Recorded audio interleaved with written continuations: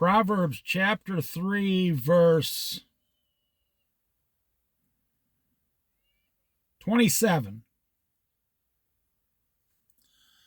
Proverbs chapter 3, verse 27.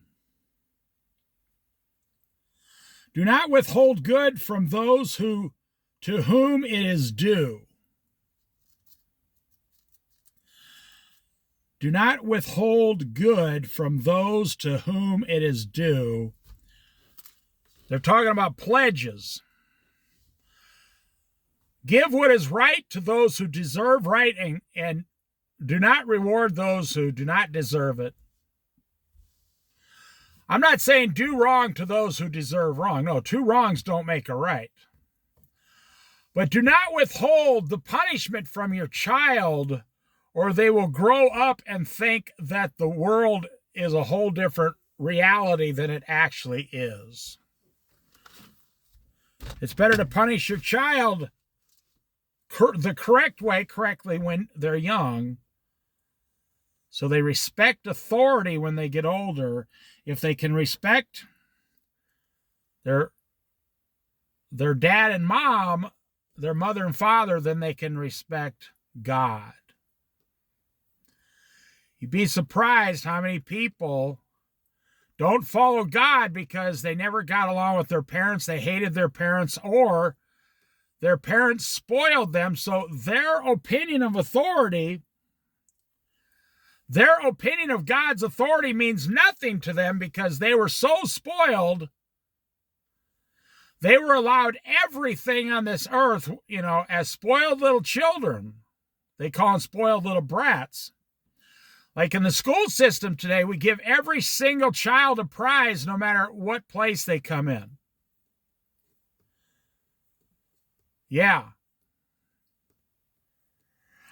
And you see, the devil knows that words are important. God uses words to change our lives, the word of God. The devil uses words to destroy our lives. And I don't mean mean things like if you call someone fat, I'm not talking about that. I'm talking about telling a fat kid, you're just as good as everybody else, even though you came in last place. That kid's going to grow up believing that no matter what he does, he's always going to get the job, get the promotion, get the higher pay. That's not how life works. I always laugh at liberals and everybody afraid and worried about liberals. The system of liberalism doesn't work no matter what you do or say about it. It doesn't work. I say turn the whole country over to liberalism for 10 years, and after it all completely collapses, we can go back to capitalism and the Constitution. Liberalism doesn't work. Let's just get it over with and let everything collapse. Liberalism, socialism, that's what it is, says you will pay 60% taxes and we will take care of everybody no matter what they do. We will not punish people in jail. We will send them to a spa. You get to keep 40% of your take-home pay. And there's always extremely high inflation under liberalism and socialism. So let's just get it over with. Do not withhold good from those whom it is due when it is in your power to act. I will give you this example. In the old days, in my dad's generation from the 30s, 40s, 50s, and 60s, that generation of men had a problem saying, I love you. I don't know if it was World War II, the Great Depression. I don't know what it was. Something from that generation was broken. They never said, "I love you" to their children. They rarely said it to their wives. It had to come from their parents from the early 1900s, you see. They were never taught to say, "I love you." So you should tell your children every day, "I love you." That's a good example of give your children what they need. Not necessarily what they deserve. Give them what they need. Tell them you love them. Do not withhold that, or you're going to have young men who grow up not knowing what true love is. They won't know anything about it. They'll think that sex is love. Do not withhold good from those whom it is due. If someone comes over and does some lawn work, lawn care, takes care of your lawn, how many times do people go out and say, "Oh, I don't like the job you did. I'm not going to pay you. And if you don't leave my property, I'm going to call the police"? Oh, that happens way more than you realize. Way, way, way more. That's why as a contractor or whatever, you should never do a job without getting about 50% up front. At least enough to pay all the materials and everything. So you're not stuck with that. Someone says, "Oh, I don't like the job you did on my garage door." They won't pay you. Do not withhold the pay from the workers. That's do not withhold what is good from those to whom it is due.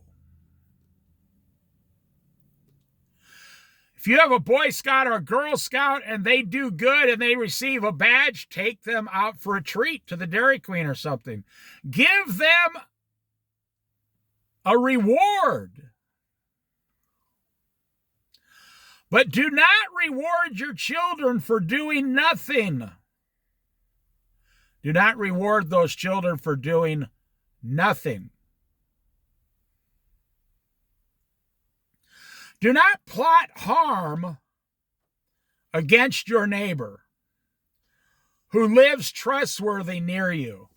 You know, the top 3 10 commandments are about God, but the bottom 3 or 4 commandments are about your neighbor's wife, coveting your neighbor's good, hating your neighbor.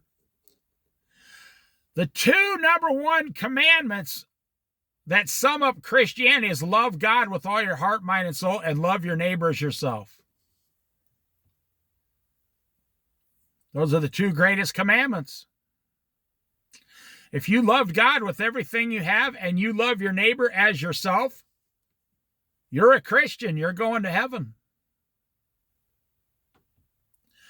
Now, in case someone who doesn't understand is listening, I'll explain it. If you're loving God with all your heart, mind, and soul, you'll have no problem giving your life to Jesus Christ as your Savior and getting your sins forgiven. You cannot say, "I love God, but I will not be saved." Or you cannot say, "I love God, but I love the God of Muslims or Buddha or Hindu." That's not the Christian God.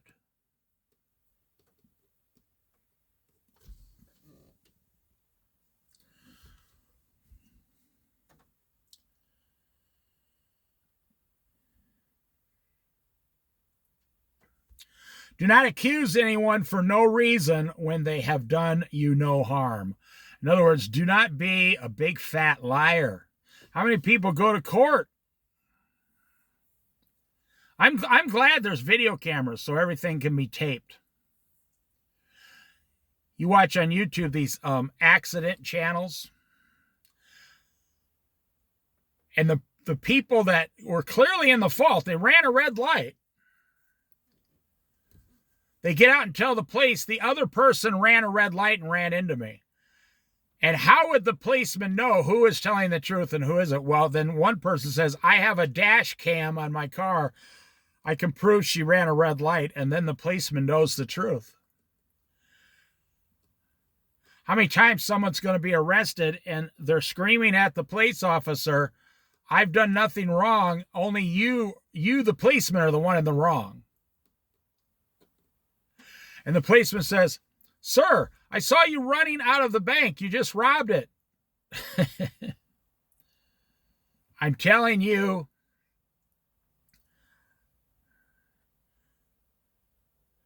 do not accuse anyone falsely when they've done nothing to you.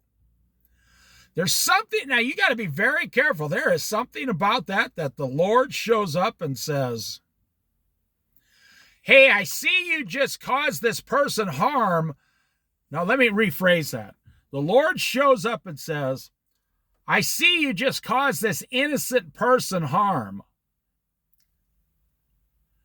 And you're standing there looking at the Lord. You know, that's when the Lord showed up to Cain and Abel. The brothers Cain and Abel in the Old Testament, he shows up. Cain killed Abel because Abel had a better sacrifice and he was jealous. Abel did nothing wrong, so he lost his life. Now, God wasn't concerned so much about that because Abel was probably instantly in heaven. He did what was right. This was in the Old Testament before Christ and the cross. Cain, however, brought harm to his brother who did nothing wrong. And God said, Cain, where is your brother? And Cain argued and lied to God's face and said, how would I know? Am I my brother's keeper? What am I supposed to keep track of my brother 24 hours a day? The Lord said, look, the ground cries out with your brother's blood. Why did you kill your brother, Cain?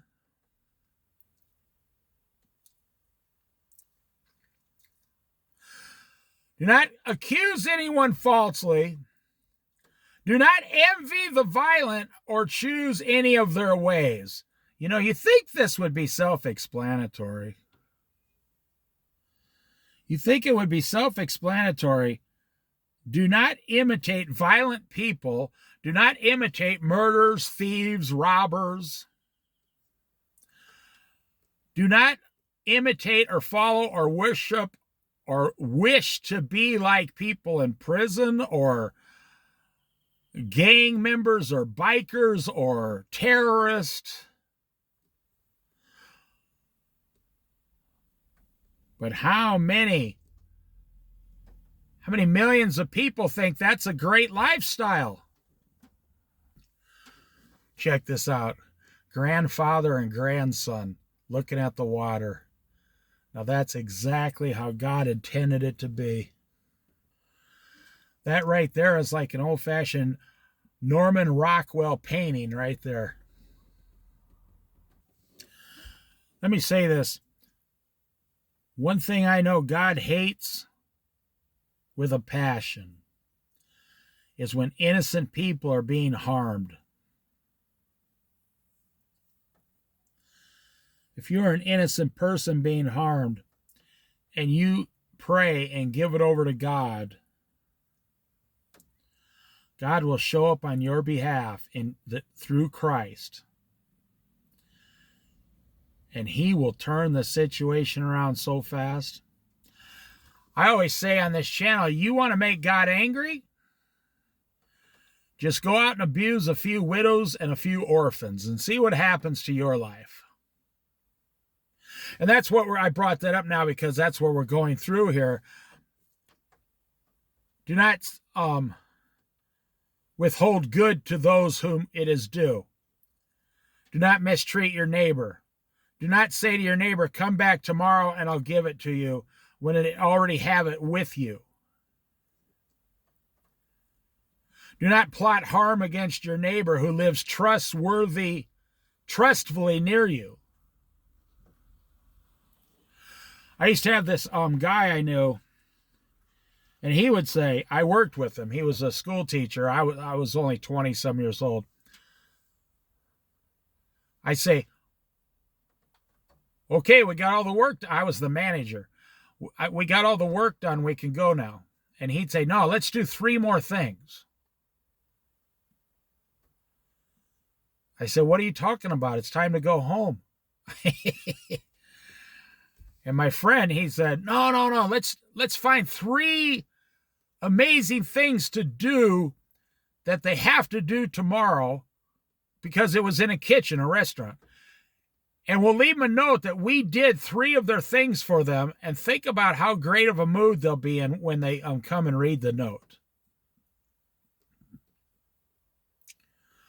I said, well, what are they going to do?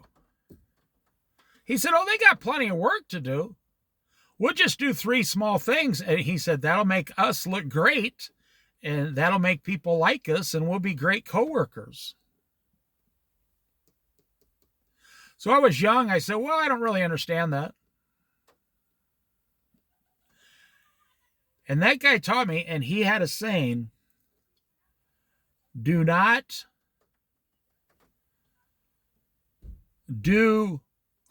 put off until tomorrow what you can do today. I got to turn the thing because somebody showed up to go fishing here in the rain. Do not put off until tomorrow what you can do today. And I learned that when I was 21 from this school teacher, 3rd grade school teacher. And he used to do that in his classroom too. He would stand up and say to the 3rd graders, okay, guys, we got 15 minutes before we go home. Think of something we can all do that's amazing that'll get us ahead for tomorrow. And some kid would say, hey, we could sharpen all the pencils. One kid said, we could empty the garbage. Oh, this guy controlled those kids because he gave them something they really wanted to do. He gave them something to... They looked forward to that last 15 minutes. They started coming up with ideas of amazing things they could do. Here it says, do not withhold. Do not tell your neighbor, come back tomorrow, I'll give it to you then, when you already have it in your hand with you now. I had this, whenever I hear the Lord say something like, buy your wife flowers, I instantly do it. Like, I stop doing exactly what I do. I drive directly to the store and pick them up the very next thing. If the Lord tells me in the middle of the night, get up and write this down, I instantly get up and write it down on a little Post-it note. And then I wake up tomorrow and I say, oh yeah, the Lord had me get up in the middle of the night and write that down. That happens to me all the time. The same with my mother. The Lord would say, take your mother some flowers. I'd say, okay. Take your mother an ice cream sandwich. I say, okay. You see, the Lord is the same way. He's looking, what can we do today to make tomorrow better? So now I'm going to use this to go for people's wages. I sold fireworks once in Colorado for this guy who promised everybody their pay one day after the 4th of July. We were all to get paid on July 5th. I hate to tell you this guy was a Black Baptist minister. That's why I trusted him. I told him, I'm a Christian too, so I will work for you. And it was only 2.5 weeks worth of work, but I worked 10 hours a day, 7 days a week for 2.5 weeks. So I put in about 170 hours. And we were to get paid. And then the guy went around and said, anyone who sells the mega, he made a mistake. Anyone who sells the biggest mega $199 fireworks package in here, I'll give them $3 bonus for every one. I said, how many do you have? because I'm going to have them sold by tomorrow. He said, well, we got like 300 of them or 200 of them. Now, this guy was working for somebody else too. I said, okay, so I sold like 70 of those things. So there's $200 bonus. We all go down July 5th. The fireworks stand is closed. The guy is gone and nowhere to be found. This guy was not a scam artist. He was a black Baptist minister. He was not scamming us. He was a nice guy. What happened to him was he got upside down, making way too many promises. And like I said, I had like 170 hours times was like $8 an hour. So he owed me $1,000 plus the bonus, $1,200. That's why I went to work there. Now, this situation got so bad, I was like, it was extra work. I didn't need the money. It was extra. So I said, well, you know, I'd like to get my $1,200 to myself. I said, but if this guy screws us all over. 3 weeks went by. I went over to the guy's house. I looked up, this was back when you had phone books and stuff. I looked up where he lived. Knocked on his door and his eyes went wide open. I said, I've left about 10 messages on your answer machine. Can I talk to you as a Christian? I'm not here to accuse you of anything. I'm here to talk to you as a Christian. So he said, just a minute. He comes outside. He didn't want his wife to hear for some reason. So he was not a scammer. I'm telling you, I know scammers. He was embarrassed. Something happened. He screwed up. And he was waiting for money to come in. And I think he used some of the money he was making at the thing to pay some of his house payments and stuff. And the other money he was looking to get didn't come in. And he was supposed to pay us out of the money the next day, out of the fireworks money. And he screwed up. He made a huge calculated mistake. I'll just say it nicely like that. I told him we are both Christians. I read these verses to him out of the Bible. He says, well, I'm a minister. I'm a 25-year minister. I know this. I said, you have 15 employees all looking for money. A lot of those employees needed the money so they don't get kicked out of their weekly motels they're living in. He says, I know. He says, I don't know what to do. So we sat down with the numbers and how much does this person owe? I said, call all these people on the bottom, 50%. They all add up to like $6,000, $7,000 and pay them. I said, but if this goes another week, you're going to have people sue you, which will take a long time. I said, but I told the guy, I said, you know, I like you, but here's what's going to happen.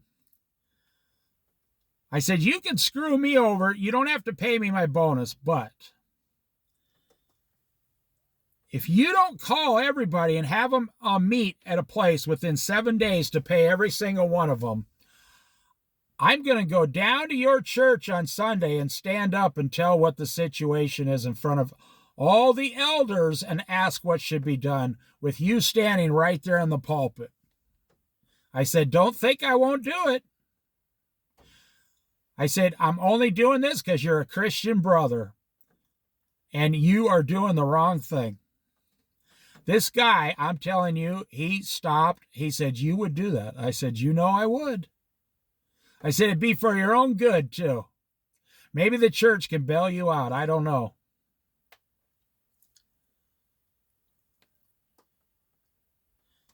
Three days later, every single person got paid, including me. I did not receive my $200 bonus. I just got like $1,000 straight up. And everybody came up to me and said, thanks for, I don't know what you did, but the guy's paying. He had the money in his hand.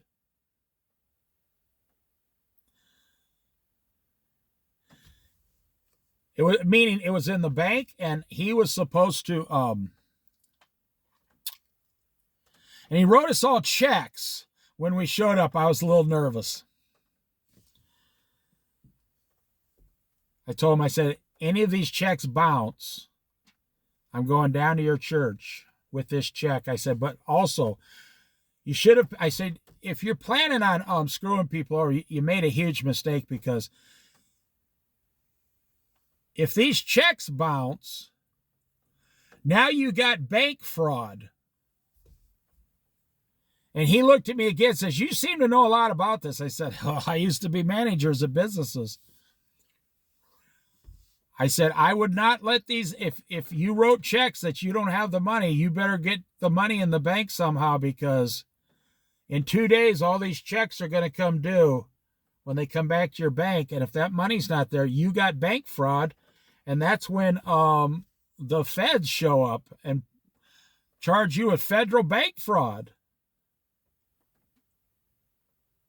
I don't know if he had the money in there at the time, but every one of our checks were okay, and they got the money. It took about 4 weeks total. If you do not withhold, do not say to your neighbor, come back tomorrow and I'll give it to you, when you already have it with you. Do not plot harm against your neighbor who lives trustfully near you. We worked for this guy out of trust.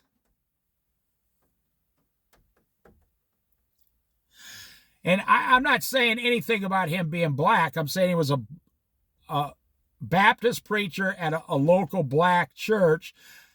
He had other black employees working for him that were really upset they weren't getting their money. He had some people that went to his church and he wasn't paying them. Well, I just did the common sense thing and everybody got paid. Sometimes you got to twist a person's arm where it hurts them the most. In the community, in the church, he was the head pastor for that church. And he was withholding like $10,000 in wages to all these people.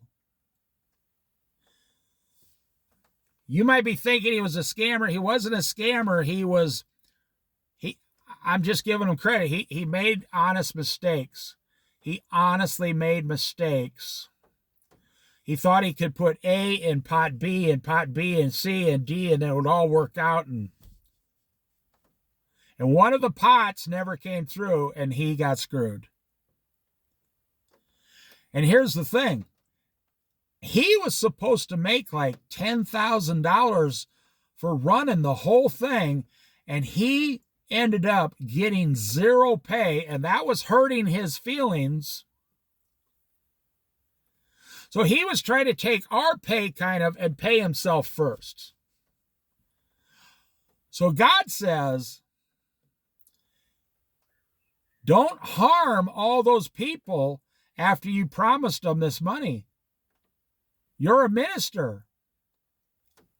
If you harm all those people, see, he was hoping half these people would just not show back up, because a lot of these people he only owed them $300 or $400.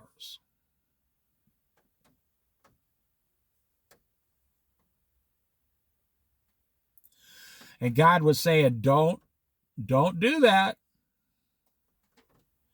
Do not harm. See, that's what I said. You want to upset God. You want to upset God. Go ahead and start abusing innocent people and see what happens. I didn't threaten the guy, nothing. I just said, I'll go to your church and we'll let your church elders figure out what to do. Now, the guy was lying to his church because he never did tell the church anything about any of this stuff.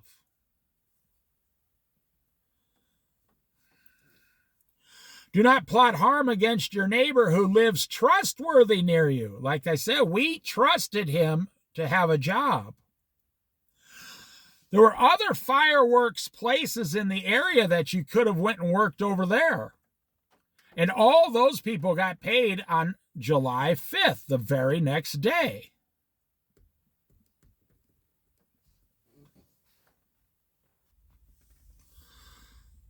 Do not envy the violent or choose any of their ways. Do not falsely accuse someone who has done you no harm. For the Lord, here we go. I said, you want to upset God. You want to make him angry really fast. For the Lord detests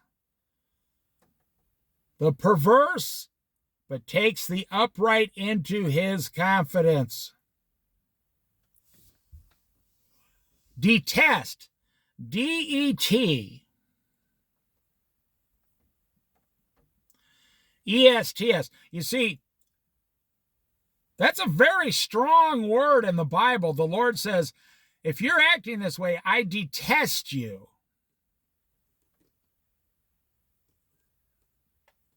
I detest your actions of doing wrong to innocent people. Why are you harming innocent people? But the Lord's curse is on the house of the wicked, but he blesses the home of the righteous. I tell you, I don't like these preachers. They're becoming more and more and more on the radio. All as they talk about is once you become a Christian, how you're going to suffer for the rest of your life. And that puts a false idea of what Christianity really is.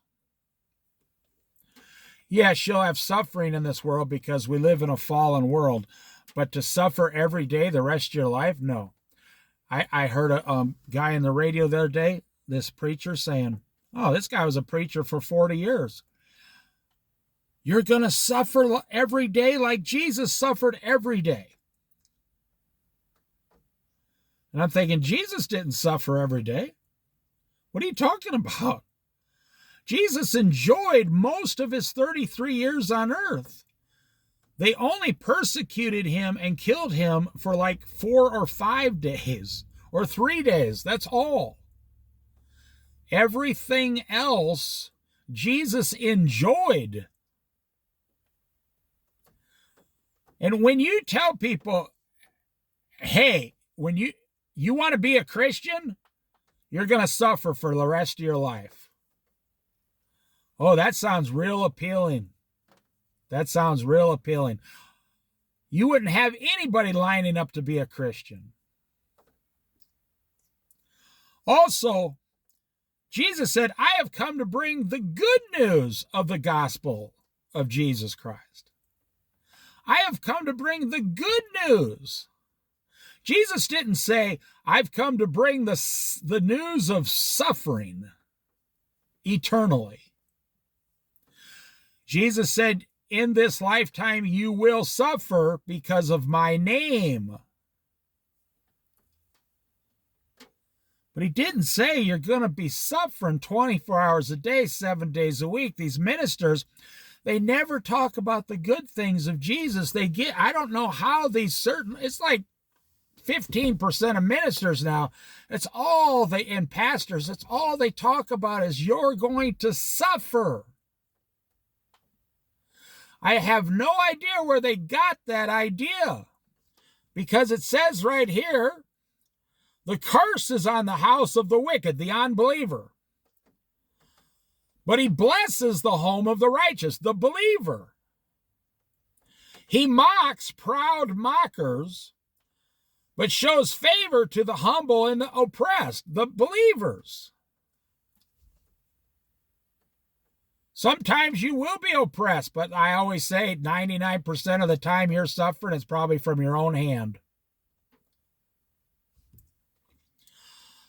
The wise inherit honor, but fools get only shame. You ever think about that? In hell, you'll be in eternal shame, nonstop shame. You'll feel shame. You ever looked at pornography and thought about God and felt shame?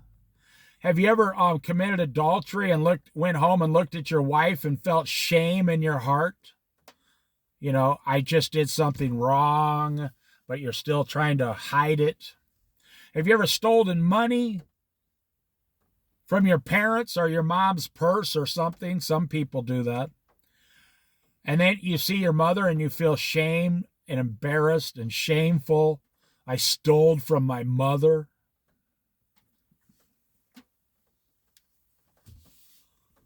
You see,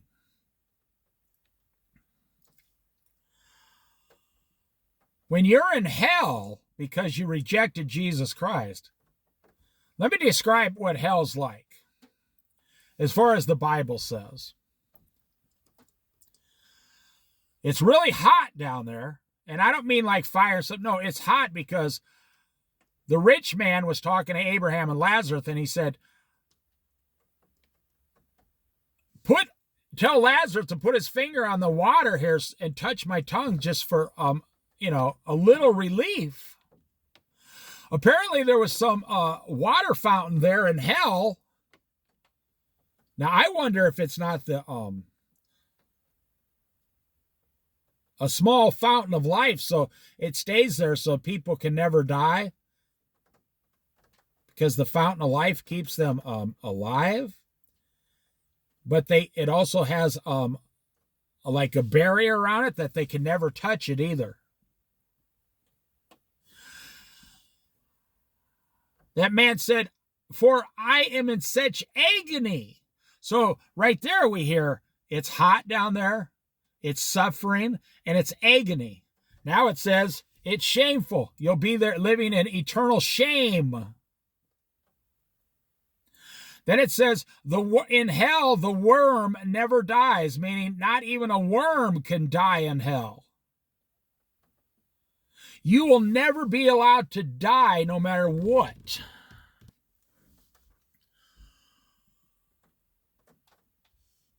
You know, there's been people, I don't know if it's real, but there's been people that say they went to heaven and were sent back. I believe a few of those stories, they were so realistic, but there has been people go to heaven, some of the apostles, the disciples, but there's people that say they went to hell. And they all describe the exact same thing. That people are just all standing around, like if there's all these rocks and it's hot and you're standing there and no one's moving and you're just all in agony forever. Wow. The Bible has many things to describe hell.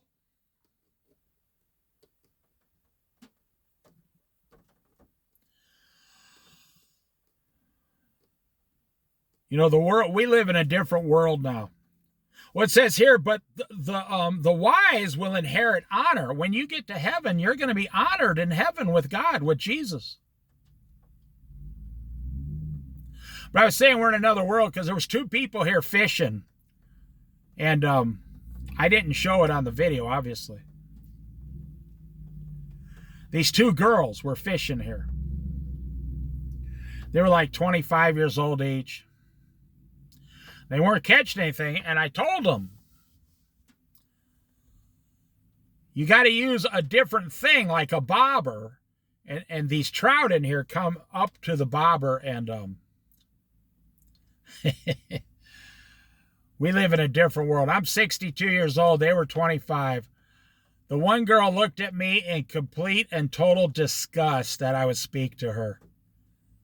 Now, these were not like supermodel girls. These were like farm girls. And the one looked at me like, why is that man trying to tell us how to fish? And I'm not making this up. As soon as I started speaking, she turned and walked away and got in the car and shut the door until I would stop talking. Wow. That's what the United States Department of Education did to our children for 20 years. The other day I was buying something at a store, and I spoke to this 11-year-old kid. His mom was there in front of me. I said, how's it going today, buddy? And he looked at me, completely confused. Why is this man speaking to me? I'm not making this up. He was 11 or 12 years old. He went in front of his mom and grabbed her and hid behind her so a stranger would not talk to him. And she looked at him and says, why are you hiding from this man? He asked you a question. You're afraid of this man? And the kid was like, Mom, don't talk. Oh, he was not autistic or anything. He was an average cookie cutter kid coming out of the school system today. Just like these two girls. You know, if I was fishing and some old guy came up to me and told me how to catch more fish on this one spot, all my friends would be intently listening to every single word the old man was telling us. Like, oh yeah, we got the inside tip from the old guy. And then we'd all start trying to do it. We wouldn't be like, stop talking to me, old creepy man, and walk away. Now, it makes me laugh. It doesn't bother me. I have a problem when I see someone, I say something to them or I try to help them. But the younger generation, they don't want to be helped by the baby boomers. No. They don't want our wisdom. They don't want our knowledge. No, they do not. I used to hang, when I was young, I used to hang on every word my grandpa spoke, every word my dad said. That's how I learned everything. That is not what is going on today. No.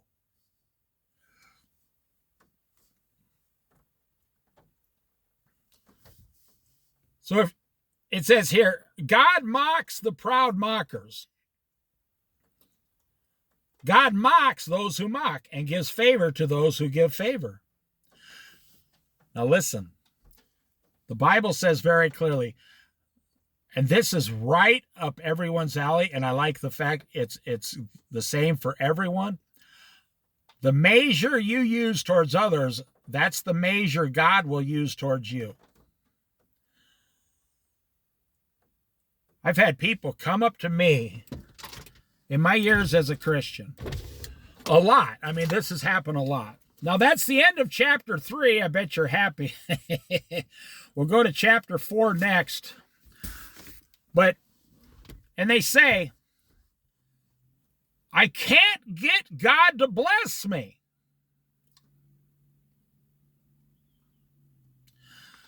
And I say, well, that don't sound right because God wants to bless everyone. Let's talk about it. Can I ask what you're asking for?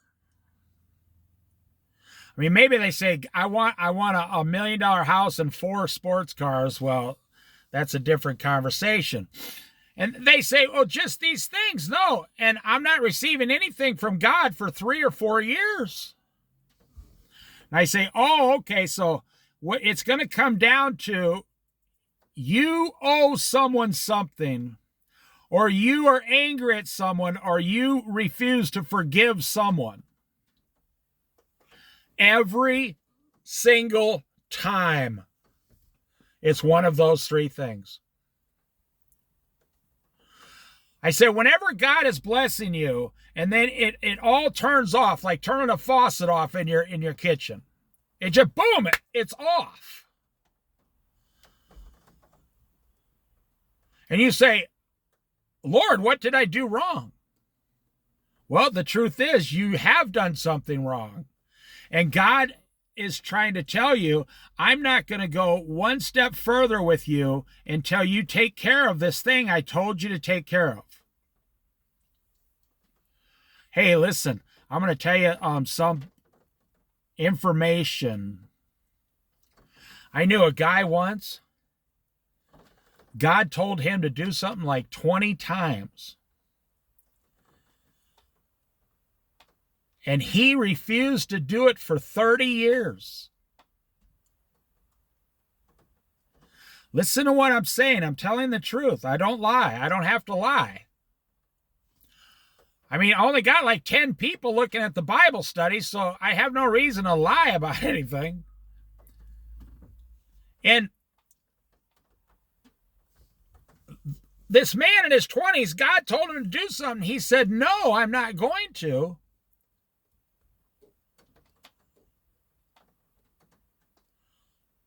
"30 years, this man's life was horrible. Drugs, alcohol, pornography, divorced twice, a string of crazy loose women.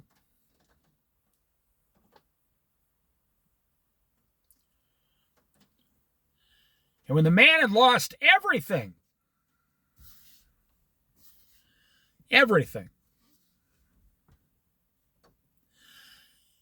he was sleeping in a car in the gutter. I heard a minister say, this minister helps people in California. He helps homeless people in California. And he was talking about when people hit bottom, they're living in their car or in a tent on the ground. He said, about 50% of the people living in a car or a tent on the ground, that's their bottom gutter wake-up call. When you're trying to, forgive my language, but if you're trying to poop in your car, you've hit bottom. You're trying to go to the bathroom in a bucket, you've hit bottom. And this minister, he's been doing this for 35 years, and he's very successful. He said, I ask people, I go up to people in their cars and say, have you hit bottom? Or he said about 50% say, yes, this is the worst life could get. He says, I can instantly help that person and put them in the program. He said, the other 50% say, no, I still have a car. I'll make it somehow on my own. Even though they're a drug addict, alcoholic, driving around, no license, no insurance, no nothing. He said, I don't spend any time with that person because they told me they haven't hit bottom. They're perfectly fine. He said, if you're outside living in your car and you say, I'm perfectly fine, you haven't hit bottom yet. If you went from living in a house to sleeping in the back seat of your car, and you still think that's the way to go, and you're on drugs and alcohol, and your wife left you, and you haven't seen your kids, and then you can't be helped. He said those people will usually never be helped.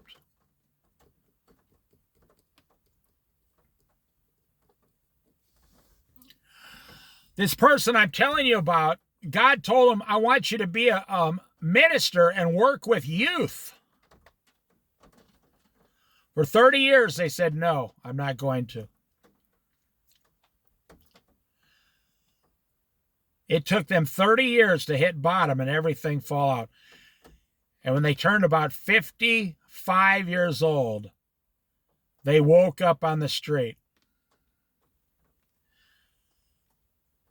and said, Lord, I'll do anything now. What do you want me to do? See, I tell people, I say, is there anyone you owe money to and you withheld it?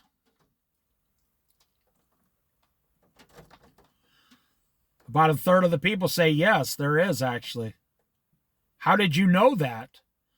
I say, from the Bible talks about things like this. Or I say to some people, is there anybody you have harmed and you're supposed to ask for their forgiveness? And about a third of the people say, yes. I have harmed someone in the past, and it's always been on my heart to write them a letter telling them that I'm sorry and I beg their forgiveness and I hope that they will forgive me. Or are you angry at anyone and you refuse? Is there anyone you refuse to forgive? That's the biggest one, actually. They say yes. My mother, when I was 12, abandoned me, and she lives 2 miles down the road, and I refuse to forgive what she did to me and my brother and sisters. And they say, well, it all depends on if you want God to turn the blessings back on. You see, your anger and unforgiveness and your deeds, your sinful deeds come against, and your problems are slamming against God's brick wall. That's why I tell people, non-Christians, you can only go so far. Now, if you're a non-Christian, listen very carefully to what I'm telling you. Especially if you're a non-Christian who wants to be financially blessed in this world. And God says directly to you, I will not bless you any further. I will give you no more blessings. No more financial blessings. I'm going to hold you right here in this holding pattern the rest of your life until you come and give your life to my son, Jesus Christ. That's the fourth thing I asked them. Are you a Christian? Well, I was talking about people who are Christians. And they say, hey, like I see them a month later and they say, hey, you know what? That person I was angry at, I did what you said and wrote him a letter. And I asked them to forgive me. I didn't say I forgive them for what they did. I asked them to forgive me as far as my side with God goes. And every single time, 100% of the time, people tell me God turned the blessings back on. God turned the faucet back on. It's usually a waterfall. They said it's like as soon as I sent the letter, 2 days later, a waterfall of blessings started coming back into my life. I said, yep, that's how it is. That's how it works. You see, here's the deal with God. God thinks about your eternal soul. God wants to give you things now. He could give you anything he wants to. But he's mostly concerned about if you're going to spend eternity in hell or heaven. See the difference? God is saying, I'm working on your eternal soul. I'm not worried about, you receiving more money on earth right now. That's what's so nice when you become a Christian and you're living in the daily, hourly blessings of the Lord Jesus Christ. And you're not turning to the world. You're really living this way every day. Jesus, Jesus, Jesus, 24 hours a day. And the blessings are like you're a huge 400-year-old oak tree next to a really gentle, fruitful stream. And your roots are in the stream, under the stream. You're always being watered by the Lord, by the stream.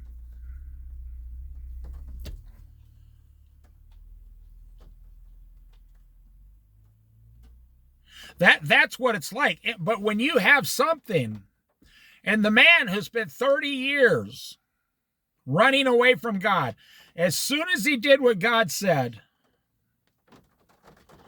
Now it's funny, that man today is like an assistant deacon at a place that helps kids. A Christian, he works at a Christian organization. He lost everything he had in this world. And guess what? Then God said, you go down to this Christian organization, and his blessings were turned back on. I'm here to tell you, God will turn the faucet off for 30 years if you refuse to do what he says. Once God speaks, God can't take the words back. Once God speaks to you, all the angels are watching as witnesses. God cannot go back on his word. Lord, what should I do? What should I do? What should I do? God says, do this. And you say, I'm not going to do that. The Lord says, forgive your parents or your brother or sister, or forgive the person who did despicable things to you. Forgive them so we can move on together. That person is long gone. They're out of your life. Forgive them so I can start blessing you again. That's how it works. The measure that you use towards other people will be measured back to you. And then it says, give generously, do not withhold it, if it is within your power to give it, because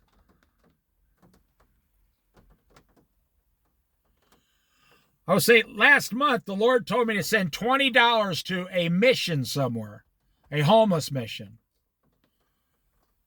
I received a letter in the mail, and the Lord said, send him $20. What do you think I said?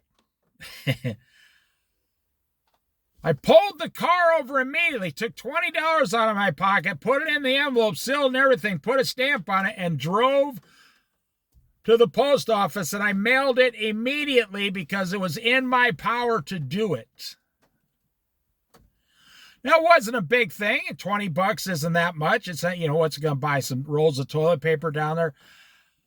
But if everybody does what God says, then the place receives millions of dollars a year.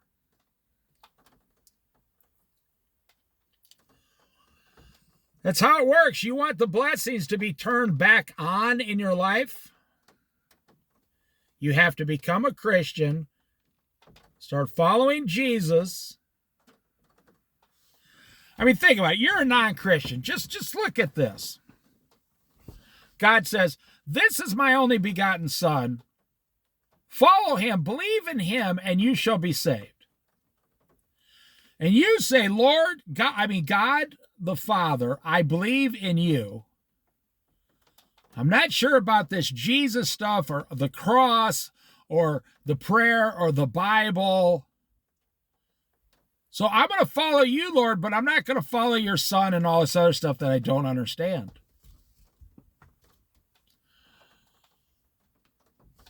And you expect God then to say, oh, that's okay. I'll make a special exception for you, and I'll just bless you because you're just a really nice guy. You're just a great guy, man. No, the rules are the same for everybody. For me, Dave, for me to be blessed, I have to do it through Jesus Christ. If I don't go through Christ, my blessings will be turned off. Oh, hey, Lord, I've been following you for 50 years, but I'm over 60 now. I got it from here on out. I got it from now on, Lord. The Lord, he might have fun with that. He might say, oh, really? I'd like to see that. Go ahead, give it a try, Dave. And I hit my head against the wall 27 times. No, I run to the Lord in the morning. Like he is my water, my food, my bread, my salvation. The meat on my plate, the vegetables, he's everything. If I want to eat today, E-A-T, if I want to eat today, the Lord has to give it to me. Now you're out there saying, oh, that's crazy, Dave. I can get a job and provide food for myself. Well, that is true. In this world, God will bless you to you can get the food yourself, but he won't bless you anymore. He won't look at that robin running across. He won't bless you any more further than that. Now, the man who rejected God for 30 years, I told you about, he still had a place to live. He still had food. He still had his wife once in a while. He still had things. He still had a nice truck to drive. He was just running into God's brick wall every day, every week, every month, and he wasn't going to be blessed any more than that. God said, I will not bless you more than this.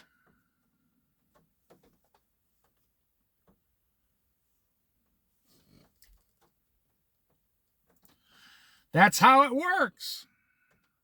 That's what I told that Baptist minister. I said, believe me, if you refuse to pay everyone, all the blessings in your life are going to immediately be turned off.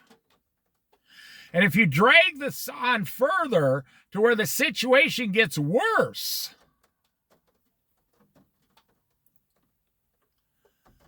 and some of these people get together and all sue you with one lawyer, and now you got to owe all these court costs and fees and interest,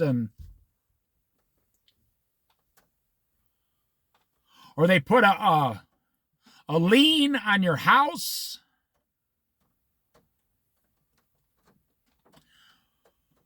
See, this guy was a minister. He woke up. He said, okay. He said, all right, thank you for explaining it to me. We're both Christians. He said, I got way off track. I will take care of this. He had it within his power to pay us the very next day like he promised. But it was probably greed. Greed told him, I want to keep all that money for myself. I will end with this right here. Remember, God is watching. God is watching every single move you make. He's watching every single move you make, whether you're a believer or a non-believer. And if you think to yourself, well, I'm doing pretty good. I'm a good person. I live a good life. I try to live like a good person. That doesn't matter. If your sins aren't forgiven, when you die, your sins are still resting upon your soul, and you will spend eternity in hell no matter how good of a person you were on this earth. And in hell, you will realize I didn't do what God told me to concerning Jesus Christ.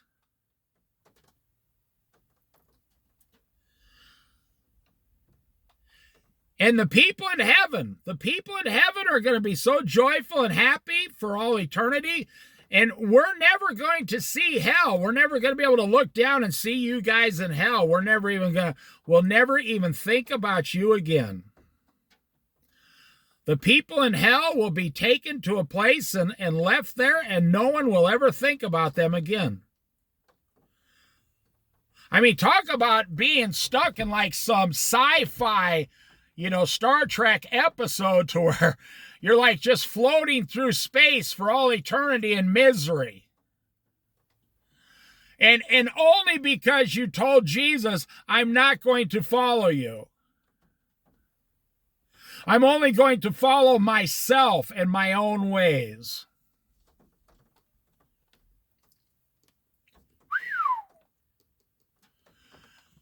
I will say this and I will turn this video off. That would be the greatest mistake you ever made in your lifetime. And if you are if you have so much pride that you make that mistake and you refuse, you will regret it because you will be paying for it nonstop for all eternity. Just because you refuse to say yes to Jesus Christ and salvation and the forgiveness of sins, your personal sins. And if you think, well, I'm a single guy and I'm doing pretty good, I'm thinking about it, and I'm not trying to threaten you, you better hope you don't die in your sleep. If you lay down and die in your sleep, you wake up in hell. If you don't have Jesus. If you have Jesus, you wake up in heaven. Without Jesus, you wake up in hell. I'm just telling you the truth because Jesus died on a cross for everyone's sins who receives it, believes it, brings it into their life.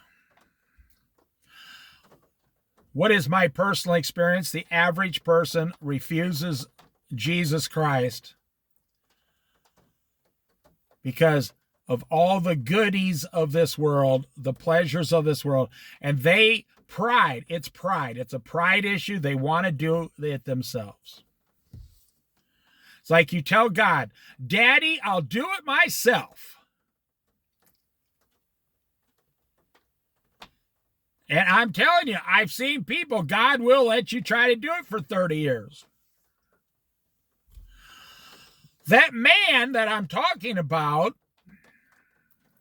he has told me several times, he said, I could have died at any time. I mean, he was into drugs quite heavy. And he could have died any time during those 30 years. And he would have woke up in hell separate from Christ. Wow, that's a heavy Bible study right there.